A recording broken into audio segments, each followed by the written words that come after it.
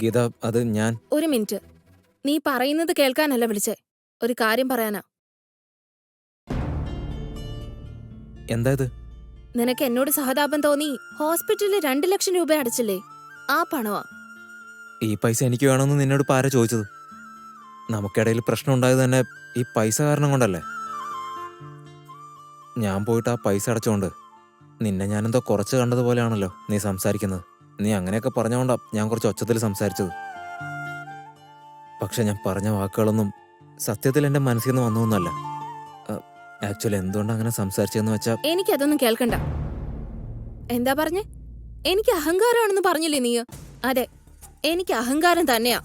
ആത്മാഭിമാനത്തോടെ ജീവിക്കണമെന്ന് വിചാരിക്കുന്നവൾക്ക് മറ്റൊരു പേര് അഹങ്കാരിയാണെങ്കിൽ യെസ്, ഞാൻ അഹങ്കാരി തന്നെയാ. എനിക്ക് ഇങ്ങനെ ജീവിക്കാനേ അറിയൂ. എനിക്ക് ഇങ്ങനെ ജീവിക്കുന്നതാ ഇഷ്ടം. എനിക്ക് ഇങ്ങനെ തന്നെ മുന്നോട്ട് പോണം. നീ പൈസ പിടിക്കാൻ നോക്ക്. ഇല്ല ഗീത, ഞാനിത് വാങ്ങിക്കില്ല. നീ എന്റെ കയ്യിൽ പൈസ തന്നിട്ടില്ല, ഹോസ്പിറ്റലിലാ കൊടുത്തത്. ഇപ്പൊ ഈ പണം എടുക്കണോ വേണ്ടിയോന്ന് നിന്റെ ഇഷ്ടം. ഇവിടെ വെച്ചിട്ടുണ്ട്, എടുത്തോളൂ. ഗീത, കൈവിട്. ഗീത പ്ലീസ്, ഞാൻ പറയുന്നൊന്ന് കേക്ക്. എന്തിനാ വെറുതെ ഇങ്ങനെ ദേഷ്യപ്പെടുന്നേ? ഒരു 10 മിനിറ്റ് സമാധാനപ്പെട്. എനിക്ക് സമാധാനപ്പെടേണ്ട ആവശ്യമൊന്നുമില്ല. എന്റെ സമാധാനമൊക്കെ നേരത്തെ പോയി. എന്റെ സെൽഫ് റെസ്പെക്റ്റും എന്റെ ഈഗോയെ ഹേർട്ട് ചെയ്ത ആളോട് ഒരു നിമിഷം പോലും സംസാരിക്കാൻ എനിക്ക് താല്പര്യമില്ല.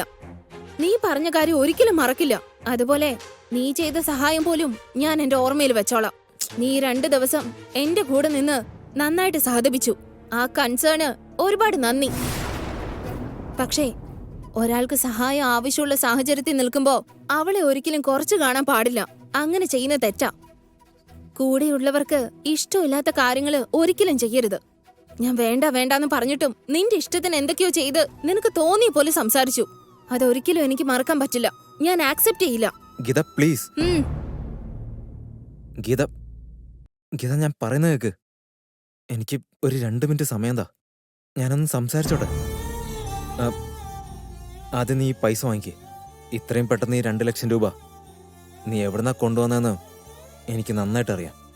ഇപ്പൊ നീ ഇത് കടമായിട്ട് വാങ്ങിട്ട് വന്ന് ഒരുപാട് കഷ്ടപ്പെടുന്നതിൽ എനിക്കൊരു താല്പര്യമില്ല. എന്റെ ലൈഫ് എന്റെ ഇഷ്ടം. ഇതൊക്കെ പറയാൻ വേണ്ടിട്ട് നിനക്ക് എന്താ അവകാശം? ഞാൻ കടം വാങ്ങിയിട്ടോ അല്ലെങ്കിൽ എന്റെ കയ്യിലുള്ള സ്വർണ്ണം എല്ലാം വിൽക്കുവാണെങ്കിലും അതൊക്കെ എന്റെ ഇഷ്ടമാണ്. അതിനെക്കുറിച്ചൊന്നും നിങ്ങൾ ചിന്തിക്കേണ്ട ആവശ്യമില്ല. ഇതൊക്കെ എങ്ങനെ വിട്ടുകളയാൻ പറ്റുക? നീ ഇങ്ങനെ കഷ്ടപ്പെടുമ്പോ അതൊക്കെ കണ്ടിട്ട്... അങ്ങനെ എന്നോട് കൺസേൺ കാണിക്കാൻ നിങ്ങൾ എന്റെ ആരാ? ഗീത, ഞാൻ... സംസാരിക്കണ്ട. ഇന്നലെ വരെ നിങ്ങൾ എന്റെ ആരും അല്ലായിരുന്നല്ലോ. ഇപ്പോഴും അങ്ങനെയാണ്. ജസ്റ്റ് ഒരേ ഓഫീസിൽ ജോലി ചെയ്യുന്നു. നീ സംസാരിച്ചപ്പോഴൊക്കെ ഞാൻ കുറച്ച് സ്പേസ് നിനക്ക് തന്ന് ഒന്ന് ചിരിച്ച് സംസാരിച്ചല്ലോ. അതാണ് ഞാൻ ചെയ്ത ഏറ്റവും വലിയ തെറ്റ്. ഇനി മുതൽ ഒരിക്കലും എന്നോട് സംസാരിക്കാൻ വേണ്ടിയോ എന്റെ അടുത്ത് വരാൻ വേണ്ടിയോ ട്രൈ ചെയ്യണ്ട. എനിക്ക് നല്ല ബുദ്ധിമുട്ടാണ്. ദയവ് ചെയ്തൊന്നും ചെയ്യണ്ട, എന്നെ വിട്ടേക്ക്. ഗീത, ഗീത, ഗീത.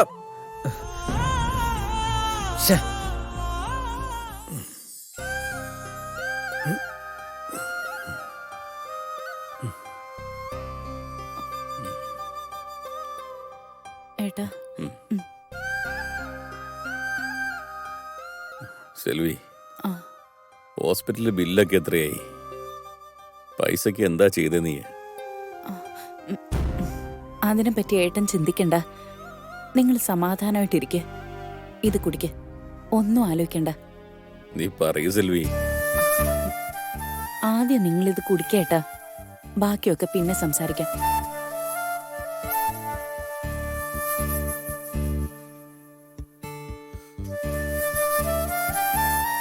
സെൽവി, പറയ. അങ്ങനെ ഒരുപാടൊന്നും ചെലവായില്ല ഏട്ടാ.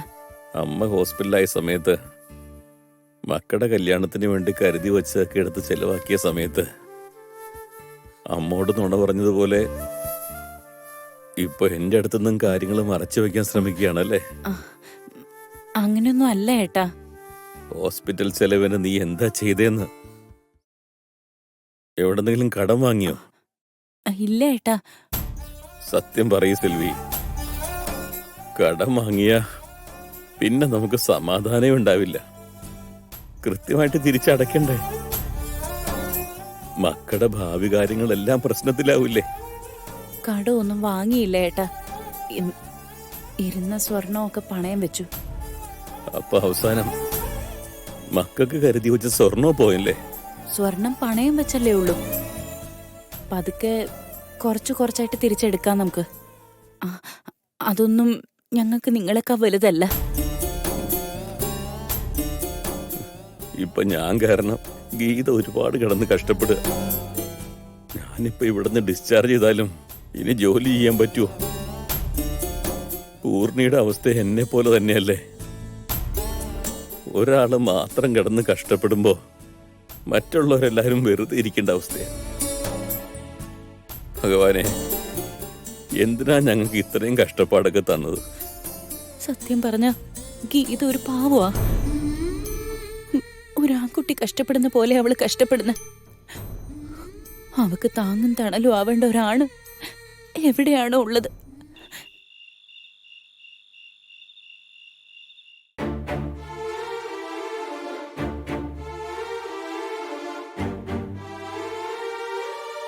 എന്തിനു വേണ്ടിയാ നിങ്ങൾ ഇങ്ങനെയൊക്കെ ചെയ്യുന്നേ? ഒരു പെണ്ണിന് ഇത്രയും പിടിവാശി അഹങ്കാരം ഒരിക്കലും ഉണ്ടാവാൻ പാടില്ല. എന്താ പറഞ്ഞു? ഉള്ളതാ പറഞ്ഞ. എന്തിനത്ര അഹങ്കാരം, എന്തിനത്ര പിടിവാശി? ഇതിന്റെ ആവശ്യമുണ്ടോ? ഞാൻ ഗീതയോട് സംസാരിച്ച സമയത്ത് അമ്മ ആ വഴി വരുന്നത് കണ്ടിട്ടാ ഗീതയോട് വഴക്കിടുന്ന പോലെ ഞാൻ പെരുമാറിയത്. ഇക്കാര്യം എങ്ങനെ അവളൊന്നും പറഞ്ഞു മനസ്സിലാക്കുക? ആ കാര്യം പറയേണ്ടി വന്നാല് ഞാൻ കനകരത്നത്തിന്റെ മകനാണെന്ന കാര്യം പറയേണ്ടി വരും. ഞാൻ അവരുടെ മകനാണെന്ന് അറിഞ്ഞാൽ ഗീത ഉറപ്പായിട്ടും എന്നിൽ നിന്ന് അകന്നു പോവും. അയ്യോ, ഗീതയ്ക്കാണെങ്കിൽ അമ്മയെക്കുറിച്ച് നല്ല അഭിപ്രായം ഒന്നുമില്ല. രണ്ടുപേർക്കും ഇടയിൽ തുടക്കം മുതലേ പ്രശ്നങ്ങളാണ്.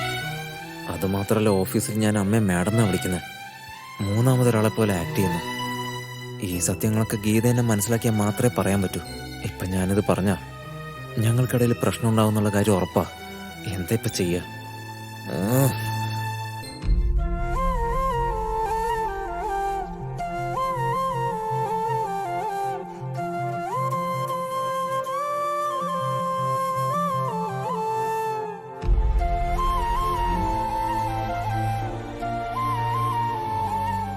എന്തിനു വേണ്ടിയാ നിങ്ങൾ ഇങ്ങനെയൊക്കെ ചെയ്യുന്നേ? ഒരു പെണ്ണിന് ഇത്രയും പിടിവാശി അഹങ്കാരം ഒരിക്കലും ഉണ്ടാവാൻ പാടില്ല. എന്താ പറഞ്ഞു? ഉള്ളതാ പറഞ്ഞ. എന്തിനത്ര അഹങ്കാരം, എന്തിനത്ര പിടിവാശി? ഇതിന്റെ ആവശ്യമുണ്ടോ? എത്ര ധൈര്യം ഉണ്ടായിട്ട് എന്നെ അങ്ങനെ പറഞ്ഞേ? ഞാൻ അഹങ്കാരിയാണെന്ന് പറഞ്ഞു. എന്റെ ആത്മാഭിമാനം അയാളുടെ കണ്ണില് അഹങ്കാരമായിട്ടാണ് തോന്നുന്നത്. മറ്റൊരാളുടെ മുന്നിൽ കൈനീട്ടി സഹായമൊന്നും ചോദിക്കാതെ ഞാൻ മുന്നോട്ട് ജീവിക്കണമെന്ന് ആഗ്രഹിക്കുന്നതിൽ എന്ത് തെറ്റാ ഉള്ളത്? അയാൾക്ക് സഹായിക്കാൻ മനസ്സുണ്ടായിരിക്കാം, പക്ഷെ എനിക്കിത് സ്വീകരിക്കാനുള്ള മനസ്സ് വേണ്ടേ? ആരുടെ മുന്നിലും തോറ്റു പോകരുതെന്ന് കരുതിയിട്ടല്ലേ ഞാൻ ഇത്രയും കഷ്ടപ്പെടുന്നത്. എനിക്ക് വല്ലാത്ത വിഷമമായി. എന്റെ മനസ്സ് ഒരുപാട് വേദനിച്ചു എന്ന്.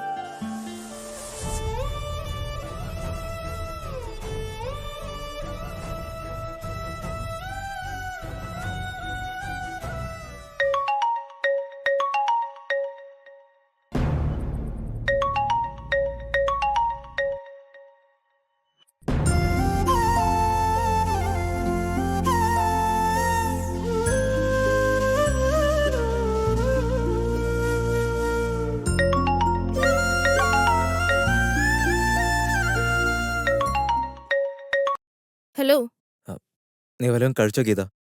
നീ എന്തിനാ അത് അന്വേഷിക്കുന്നേ? അല്ല, നീ എന്തിനാ വഴക്കിടുന്നേ? എനിക്ക് നിങ്ങളോട് വഴക്കൊന്നുമില്ല. ഗീത പ്ലീസ്, ഞാൻ പറയുന്നൊന്ന് കേക്ക്. ഇപ്പൊ നിങ്ങളൊന്നും പറയാൻ വേണ്ട, എനിക്കൊന്നും കേൾക്കാൻ വേണ്ട, മനസ്സിലായോ? ദയവ് ചെയ്ത് എന്നെ ഡിസ്റ്റർബ് ചെയ്യല്ലേ. ഫോൺ വെക്കാൻ നോക്ക്. ഗീത, ഞാൻ നിന്നോട് സംസാരിക്കാൻ വേണ്ടിട്ടാ ഫോൺ ചെയ്ത്. പക്ഷെ എനിക്ക് നിന്നോട് സംസാരിക്കണമെന്നില്ല. എന്താ ഇത്? അറ്റ്ലീസ്റ്റ് ഞാൻ പറയുന്നെങ്കിലും കേട്ടൂടെ? കേൾക്കാൻ താല്പര്യമില്ലെന്ന് പറഞ്ഞല്ലോ. നീ ചെയ്യുന്നത് അന്യായോ? എന്ത് അന്യായം? ഞാൻ ചെയ്യുന്നതൊക്കെ അന്യായമാണോ? പ്ലീസ്, നീ എന്നെ തെറ്റിദ്ധരിച്ചിരിക്കുക. ഞാന് അപ്പോ എന്തുകൊണ്ടങ്ങനെ സംസാരിച്ചെന്ന് വെച്ചാ, ദയവ് ചെയ്ത് നീ സംസാരിക്കണ്ട. എനിക്കൊന്നും കേൾക്കാൻ താല്പര്യമില്ല. എനിക്ക് എന്താണ് പറയാനുള്ളതെന്ന് കേൾക്കാൻ പോലുള്ള മനോഭാവം കാണിക്കാതെ നീയായിട്ട് എന്തേലും ചിന്തിച്ച ഞാനെന്ത് ചെയ്യാനാ? ഒരു മിനിറ്റെങ്കിലും എനിക്ക് സംസാരിക്കാൻ തന്നൂടെ? നീ എത്ര വേണമെങ്കിലും സംസാരിച്ചോ, പക്ഷെ അത് കേൾക്കാൻ എനിക്ക് തീരെ സമയമില്ല. ഞാൻ ഫോൺ വെക്കാം. ഗീത, ഹലോ.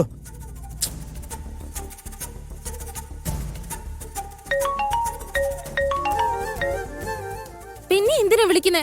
സംസാരിക്കാൻ താല്പര്യമില്ലെന്ന് പറഞ്ഞില്ലേ? ഇങ്ങനെ സംസാരിക്കാതെ ഫോൺ വെച്ച് അതിനെന്താ അർത്ഥം? അർത്ഥം മനസ്സിലായില്ലേ? ഞാൻ പറഞ്ഞതല്ലേ, എനിക്ക് സംസാരിക്കേണ്ടത് ഞാൻ ഡയറക്റ്റ് ആയിട്ട് പറഞ്ഞില്ലേ? ശരി, നിനക്കെന്നോട് വല്ലാത്ത ദേഷ്യമാണെന്ന് എനിക്കിപ്പോൾ നന്നായി മനസ്സിലായി. എന്നെക്കുറിച്ച് നിനക്കിപ്പോൾ മനസ്സിലാവില്ല. നാളെ സംസാരിക്കാം. നീ ഇപ്പം സമാധാനമായിട്ട് കിടക്കാൻ നോക്ക്. പക്ഷെ നാളെ എനിക്ക് നിന്നോട് എന്തായാലും സംസാരിച്ചേ പറ്റൂ. ഇനിയും എന്റെ കൺമുമ്പിൽ വരരുത്. ജോലിക്കാര്യം അല്ലാതെ വേറൊരു കാര്യം എനിക്ക് കേൾക്കണ്ട. ആവശ്യമുണ്ടെങ്കിൽ മാത്രം മതി. ആവശ്യമില്ലാത്ത ജോലിക്കാരും പോലും എന്നോട് സംസാരിക്കാൻ ശ്രമിക്കാതിരിക്കുന്ന നല്ലത്. പറ്റുവാണെങ്കിൽ എന്നെ അവോയ്ഡ് ചെയ്തേക്ക്. ദയവ് ചെയ്ത് എന്റെ അടുത്തേക്ക് നീ വരുന്നതും എന്നോട് സംസാരിക്കുന്നതും നിർത്തിക്കോ. പറഞ്ഞത് മനസ്സിലായോ? Please Geetha, please. എന്തിനാ എന്നോട് ഇങ്ങനെ സംസാരിക്കുന്നത്? എന്റെ ഇഷ്ടപ്രകാരം ജീവിക്കാനാ എന്റെ ആഗ്രഹം. ദയവ് ചെയ്ത് എന്നോട് സംസാരിക്കണ്ട. എന്നോട് സംസാരിക്കാൻ ശ്രമിക്കുകയും വേണ്ട. ബൈ.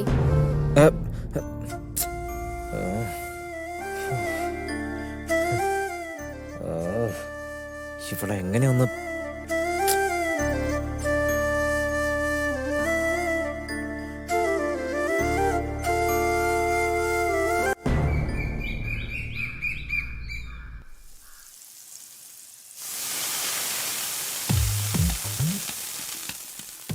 പൂമുഖവാതിൽക്കൽ സ്നേഹം വിടർത്തുന്ന പൂന്തിങ്കളാണെന്റെ ഭാര്യ.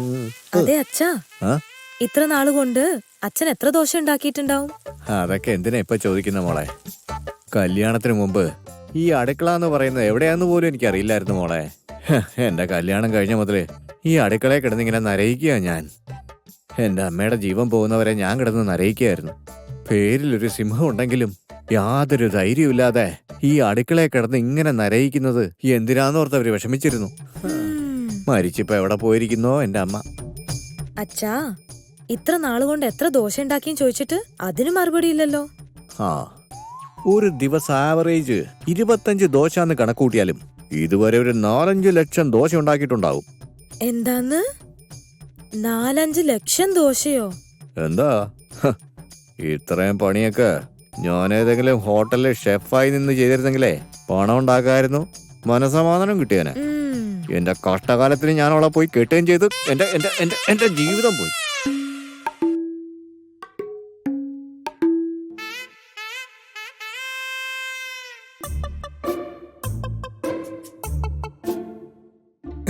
അച്ഛാ, എന്താ ദോശ ഉണ്ടാക്കിക്കൊണ്ടിരിക്കുകയാണോ? ഇതിലും വലിയ പണി ഞാൻ എന്ത് ചെയ്യാനാടാ? ഇവിടെ ഉള്ളവർക്ക് വെച്ച് വിളമ്പുന്നതല്ല എന്റെ പണി. എന്നാലേ അച്ഛനൊരു 5 മിനിറ്റ് പുറത്തു പോയി കാറ്റ് കൊണ്ടിട്ട് വരാൻ നോക്ക്. ഇത് ഭയങ്കരമായിട്ട് വേർതിരിക്കുക. പുറത്തു പോയി കാറ്റ് കൊള്ളാനായിട്ട് എനിക്ക് ഇവിടെ വല്ല സ്വാതന്ത്ര്യം ഉണ്ടോടാ? ഒന്ന് ശ്വാസം വിടാൻ പോലും നിന്റെ അമ്മയുടെ പെർമിഷൻ ചോദിക്കണം. അതൊക്കെ വിട്. എനിക്ക് ഈ വേർപ്പൊക്കെ ഒരു ശീലമായി പോയി. അച്ഛാ, അച്ഛനൊന്നും മനസ്സിലാക്കുക. ഒന്ന് പുറത്തേക്ക് പോയി തരുമോ? എന്താടാ പെട്ടെന്ന് നിനക്ക് അച്ഛനോടൊരു സ്നേഹം? അച്ഛാ, ഉള്ള കാര്യം പറയാലോ. എൻ്റെ ഭാര്യയായിട്ടൊന്ന് സംസാരിക്കാൻ എനിക്കൊരു അവസരം കിട്ടണ്ടേ? അതുകൊണ്ടാ. ഞങ്ങളൊന്ന് സംസാരിച്ചോട്ടെ. അച്ഛനൊന്ന് പുറത്ത് കറങ്ങിയിട്ടൊക്കെ വാ. അമ്മ ഈ വീട്ടിൽ കയറാത്തൊരു മുറി ഉണ്ടെങ്കിൽ അത് ഏതാണെന്നറിയോ? അത് ഈ അടുക്കള മാത്രം. അത് അച്ഛനറിയില്ലേ? അമ്മ ഇങ്ങോട്ട് വരൂല. അതുകൊണ്ടല്ലേ. അച്ഛൻ അറിയാവുന്ന കാര്യമല്ലേ? പ്ലീസ് അച്ഛാ, ഒന്ന് പോയി താ അച്ഛാ. പ്ലീസ് അച്ഛാ, പോ. എന്തേലും ചെയ്. എന്ത് പറയാനാ? നിന്റെ അമ്മയുടെ കഴുത്തിൽ താലി കെട്ടി എന്റെ ജീവിതം തൊലച്ചു ഞാൻ. ഈ പെണ്ണിന്റെ കഴുത്തിൽ താലി കെട്ടി അതിനെയും കഷ്ടത്തിലാക്കി. നിന്നെ കൊണ്ടല്ലോ ആ ദോശ തിരിച്ചിട്ടാ. അയ്യോ, ലതേ, ലതേ. എന്താ നിങ്ങൾ ഓഫീസിലോട്ട് പോകാൻ ഇറങ്ങിയതല്ലേ? ദോശ ഇപ്പൊ എടുത്തു തരാം. കഴിച്ചിട്ട് ഇവിടുന്ന് പോവാൻ നോക്ക്. എന്റെ തലവിധി. എപ്പോ നോക്കിയാലും ഈ പുളിച്ച ദോശ എന്നെ തിന്നോണ്ടിരിക്കണം. ജീവിതത്തിൽ നല്ല ഒന്നും കിട്ടൂല. പിന്നെ എന്ത് ചെയ്യണോന്ന് പറയുന്നേ? എനിക്ക് ആവശ്യം ഈ പുളിച്ച ദോശയൊന്നുമല്ല. എനിക്കാവശ്യം നിന്നെയാ. അമ്മ പറഞ്ഞ കാര്യങ്ങളൊക്കെ നിങ്ങൾക്ക് ഓർമ്മയുണ്ടല്ലോ. അതൊന്നും മറക്കാതിരുന്നാ മതി. നിങ്ങൾ ഇവിടുന്ന് പോവാൻ നോക്ക്. എന്റെ പൊന്നില്ലേതേ, എന്റെ ബാങ്കിന് ഇന്ന് ലീവാ. എന്നാലും ബാങ്കിൽ പോണ പോലെ ഇറങ്ങിയ എന്തിനാന്നറിയോ? അമ്മ എന്തായാലും കുറച്ച് നേരം കഴിയുമ്പോ ഓഫീസിലേക്ക് ഇറങ്ങിപ്പോകും. അമ്മ പോയി കഴിയുമ്പോ നീ സൈലന്റ് ആയിട്ട് ഇറങ്ങി നമ്മുടെ ആ ജംഗ്ഷനിലെ ചിക്കൻ കടയില്ലേ, നീ എങ്ങനെയെങ്കിലും അവിടെ വരെ എത്തണം. ഞാൻ അവിടെ ഉണ്ടാവും.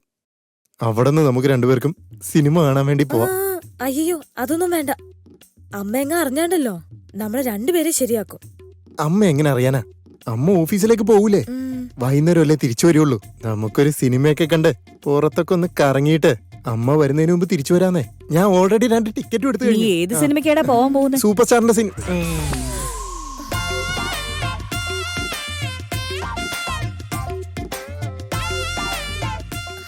അമ്മേ അത് പിന്നെ ഞങ്ങളെ വെറുതെ അവിടെ നിന്ന് സംസാരിച്ചോണ്ടിരുന്ന. എടാ, നീ എന്ത് വേഷം കെട്ടിയാലും എന്നെ കളിപ്പിക്കാൻ നോക്കിയാലും ആ കള്ളത്തര ഈ കനകരത്നം പിടിച്ചിരിക്കും. ആരോടൊന്നും പറയാതെ കല്യാണം കഴിച്ച് ഇവളെയും വിളിച്ചോണ്ട് ഇവിടെ കേറ്റിട്ട് ഇപ്പൊ നീ സിനിമയ്ക്ക് പോവാൻ നടക്കുവാണോ? എടിയില്ലാതെ എന്താ അമ്മേ? നീ ഇവന്റെ തലയില് സത്യം ചെയ്തെന്ന് മറന്നുപോയോ? ആ, ഞാനതൊന്നും മറന്നിട്ടില്ല അമ്മേ.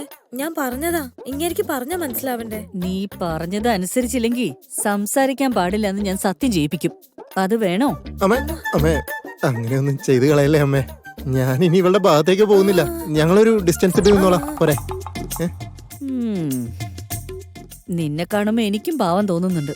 അതുകൊണ്ടാ അമ്മേ ഞങ്ങളെ ഒന്ന് ഒന്നിപ്പിച്ചതാമേ. നിങ്ങളെ രണ്ടുപേരെയും ഒരുമിപ്പിക്കാൻ പ്രശ്നമൊന്നുമില്ല. പക്ഷെ ഇവളുടെ അമ്മായി നമുക്ക് തരാനുള്ള കാശ് മുഴുവൻ തന്നിട്ടില്ല. പലിശയ്ക്ക് മേലെ പലിശയും കേറിക്കൊണ്ടിരിക്കുക. ഇത് ശരിയാവൂന്ന് എനിക്ക് തോന്നുന്നില്ല. ഒരു 2 വർഷം കൂടി കഴിയട്ടെ. എന്നിട്ട് തന്നില്ലെങ്കി നിങ്ങൾ രണ്ടുപേരെയും 2 ഭാഗത്താക്കും. അത് കഴിഞ്ഞ് എന്റെ പൊന്നുമോൻ വേറൊരു കല്യാണം കഴിച്ചോ.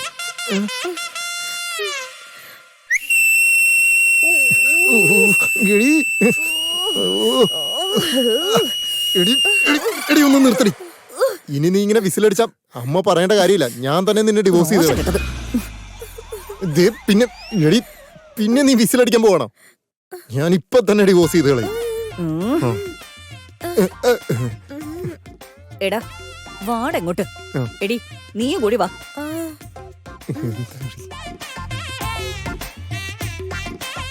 ഇതെല്ലാം നിങ്ങൾ കാരണം. ഞാൻ പറഞ്ഞല്ലേ. നീയല്ലേ എടാ വിസിലടിച്ചത്? തിരുപ്പതി, അമ്മ എല്ലാരോടും ഇങ്ങോട്ട് വരാൻ പറ. എടി നമ്മുടെ വീട്ടിൽ കുറെ പേരില്ലേ, എല്ലാരെയും പേര് വിളിച്ച് വരുത്താനൊന്നും പറ്റൂല. നീ ഒരു വിസിലടിച്ചു.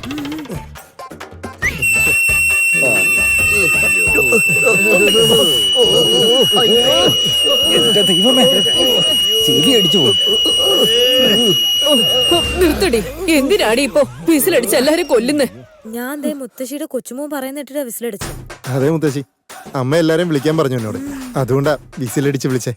എല്ലാവരും ഒരുമിച്ച് വിളിച്ചെങ്കില് എന്തോ വലിയ പണി വരാനിരിപ്പുണ്ട്. അപ്പോഴേ ഇവിടെ ആരാ തെറ്റ് ചെയ്തേ? ഇവിടെ ആർക്കാ ശിക്ഷ കിട്ടാൻ പോകുന്നേ? ഇങ്ങനെ വെറുതെ കിടന്ന് ഒച്ച ഉണ്ടാക്കാതെ ഞാൻ പറയുന്നത് എന്താന്ന് കേക്ക്. കേക്കാതെ ഞാൻ എന്ത് ചെയ്യാനാ? നാളെ ഞായറാഴ്ചയാണ്. ഞായറാഴ്ചയാണെന്ന് എല്ലാവർക്കും അറിയാവുന്ന കാര്യമല്ലേ? ഇത് പറയാൻ വേണ്ടിയാണ് എല്ലാവരെയും വിളിച്ചു കൂട്ടിയേ. അതെ, ഇങ്ങനെ വായ കൊണ്ട് പൊട്ടത്തരം പറയല്ലേ. മിണ്ടാതിരിക്കാൻ നോക്ക്. ഇതിനുള്ള ശിക്ഷ കിട്ടുമ്പോഴേ കിടന്ന് കാറാതിരുന്നാ മതി. ചുമ്മാ ഇരിക്കും. ഇപ്പോഴേ ഞാൻ ജീവപര്യന്തം അനുഭവിക്കല്ലേ, ഇനി എന്ത് ശിക്ഷ കിട്ടാനാ? എടാ കുറച്ചു നേരം ഒന്നും മിണ്ടാതിരിക്കടാ. അമ്മായിമ്മയ്ക്ക് പോലും ഒരു ബഹുമാനമില്ല എന്നോട്. ബാലാജി, ഗോവിന്ദ, ഈ ഞായറാഴ്ച ആരും ഒരു ജോലിയും ചെയ്യാൻ നിക്കണ്ട. പ്രധാനമായിട്ട് ഞാൻ വിളിച്ചത് നിങ്ങൾക്ക് 2 പേർക്കും വേണ്ടിയാ. എന്താ നമ്മളെ ഫാമിലി എല്ലാവരും കൂടി ചേർന്ന് ടൂർ പോവാൻ പോകണോ? എന്റെ ഓർമ്മയിൽ ഞാൻ ജനിച്ചിട്ട് ഇതുവരെ നമ്മൾ ആരും ടൂർ പോയിട്ടില്ല. താങ്ക്സ് അമ്മ, ഞങ്ങള് ടൂർ കൊണ്ടുപോണേ. ടൂറിനൊന്നും പോവാനല്ല, പെണ്ണ് കാണാൻ പോവാനാ. അമ്മ അമ്മ എന്നെ പെണ്ണ് കാണാൻ കൊണ്ടുപോകണോ? എന്നെക്കാളും മൂത്ത ഇവനല്ലേ? ഇവനിവിടെ നിൽക്കുമല്ലേ? ഇവൻ നിൽക്കുമ്പോ പിന്നെ എനിക്ക് എന്തിനാ പെണ്ണ് നോക്കുന്നേ? എടാ, നീ എന്തിനാടാ കല്യാണത്തിന് ധൃതി കൂട്ടുന്നേ? നിനക്ക് ഇനിയും കുറെ സമയമുണ്ട്. കല്യാണം നോക്കുന്നത് ഇവനാ. ഗോവിന്ദ, ഇത്തവണ എന്തെങ്കിലും കുരുത്തക്കേട് കാണിക്കാതെ മര്യാദയ്ക്ക് പെണ്ണ് കാണാൻ വന്നിട്ട് കല്യാണത്തിന് സമ്മതിച്ചോളണം. എതിര് പറഞ്ഞാലുണ്ടല്ലോ. അമ്മേ, ഇതുപോലെ എത്ര തവണ മീറ്റിംഗ് വെച്ചാലും എന്റെ തീരുമാനത്തിൽ മാറ്റൂല. എനിക്കിപ്പോ കല്യാണം കഴിക്കാൻ പ്ലാൻ ഇല്ല. എന്നെ കുറച്ചുനാൾ ഇങ്ങനെ തന്നെ വിട്ടൂടെ? കല്യാണം എപ്പ കഴിക്കാനാ പ്ലാൻ ചെയ്തിരിക്കുന്നത്? ഇനിയൊരു 6 മാസം കൂടെ, ഒരു വർഷം കഴിഞ്ഞിട്ട് ചെയ്യാം. ഓ അതെയോ? എന്നാ സാരില്ല. ഏതായാലും നിന്റെ ഇഷ്ടം പോലെ നടക്കട്ടെ. ഒരുപാട് താങ്ക്സ് ഉണ്ട് അമ്മേ. ഇപ്പോഴാണ് അമ്മ എന്നെ മനസ്സിലാക്കിയത്. നിന്നെ മനസ്സിലായതുകൊണ്ടാണ് ഞാനും സമ്മതിച്ചത്. നീ എപ്പ കല്യാണം വേണോന്ന് പറഞ്ഞു അപ്പ നടത്താം. പക്ഷേ പെണ്ണ് കാണൽ ചടങ്ങ് നാളെ തന്നെ നടത്തണം. നീ ആ പെണ്ണിനെ കണ്ട് ഇഷ്ടാണെന്ന് പറഞ്ഞ എപ്പ നിനക്ക് കല്യാണം വേണോ അപ്പൊ നമുക്കതങ്ങ് നടത്തിയേക്കാം. അമ്മേ, ഇതെന്താ ഐഡിയ ആണമ്മേ? അല്ലടാ, നീ പറഞ്ഞത് ഞാൻ അനുസരിച്ചില്ലേ, അപ്പൊ ഇത് നീയും അനുസരിക്കണം. നിനക്ക് മനസ്സിലായല്ലോ? നാളെ നമ്മള് പെണ്ണ് കാണാൻ പോവാ. എല്ലാവരും ഓർമ്മ വെച്ചോ. ഞാൻ വരില്ല. വരാതിരിക്കുന്നത് എനിക്കൊന്ന് കാണണം. എല്ലാവരും നേരത്തെ റെഡിയായേക്കണം. എല്ലാവരും കൂടിയ പെണ്ണ് കാണാൻ പോകുന്നേ. അച്ഛാ, എന്താ അച്ഛാ ഇത്? നീ കൊതിച്ചതെല്ലാം നടക്കാനെങ്കിൽ ദൈവം എന്തിനാടാ? എനിക്ക് വേറെ പണിയുണ്ട്, ഞാൻ പോട്ടെ. തുണി ഇസ്തിരിടാൻ വെച്ചിട്ടാ ഇവിടെ നിൽക്കുന്നത്.